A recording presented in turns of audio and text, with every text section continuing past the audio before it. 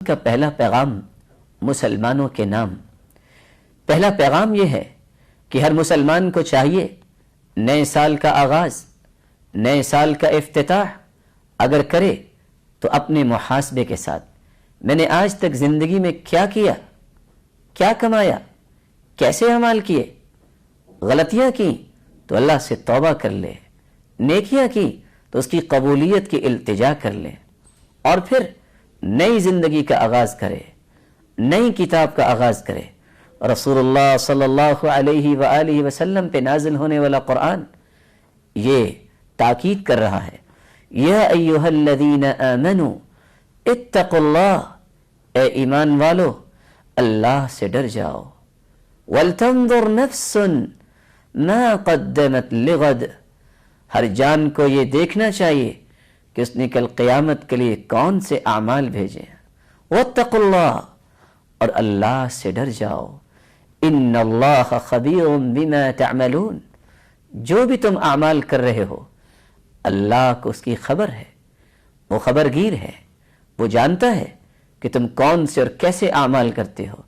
انہی اعمال کا بدلہ ہی تمہیں قیامت کو مل جائے گا۔ اس لیے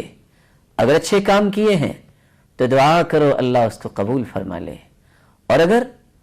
دانستہ جانتے ہوئے یا لاشعوری میں غلطیاں ہوئی ہیں تو اللہ رب العزت کے سامنے اپنے کمزور ہاتھوں کو اٹھا کر معافی مانگ لیجئے، اور اللہ رب العزت تو معافی کو پسند کرنے والے ہیں۔ ارشاد ربانی ہے، وَمَن لَّمْ يَتُبْ فَأُولَٰئِكَ هُمُ الظَّالِمُونَ، جو توبہ نہیں کرتا وہ تو ظالم ہے۔ ظلم نہ کرو، فَلَا تَظْلِمُوا فِيهِنَّ أَنفُسَكُمْ، اس مہینے کا پیغام یہ ہے اپنے آپ پہ ظلم نہ کرو۔ یہ ظلم ہے کہ تم توبہ سے دور رہو، یہ ظلم ہے کہ تم گناہوں میں ہر وقت ملوث رہو۔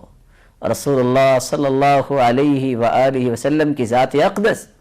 جس جیسی ذات مقدس اللہ نے پیدا ہی نہیں کی، جو سرتاج رسل ہے اور قیامت تک ایسی شخصیت پیدا ہو بھی نہیں سکے گی، وہ فرماتے ہیں، یا ایہا الناس، اے لوگو، توبوا الی اللہ، اللہ کی طرف رجوع کرو، اللہ کی طرف لوٹ کے آ جاؤ، توبہ کرو۔ فإنی اتوب فی اليوم 100 مرہ، میں دن میں 100 مرتبہ اللہ رب العزت کے سامنے توبہ کرتا ہوں۔ رسول اللہ صلی اللہ علیہ وآلہ وسلم نے ایک مسلمان کو توبہ کرنے کا طریقہ بھی بیان کیا ہے۔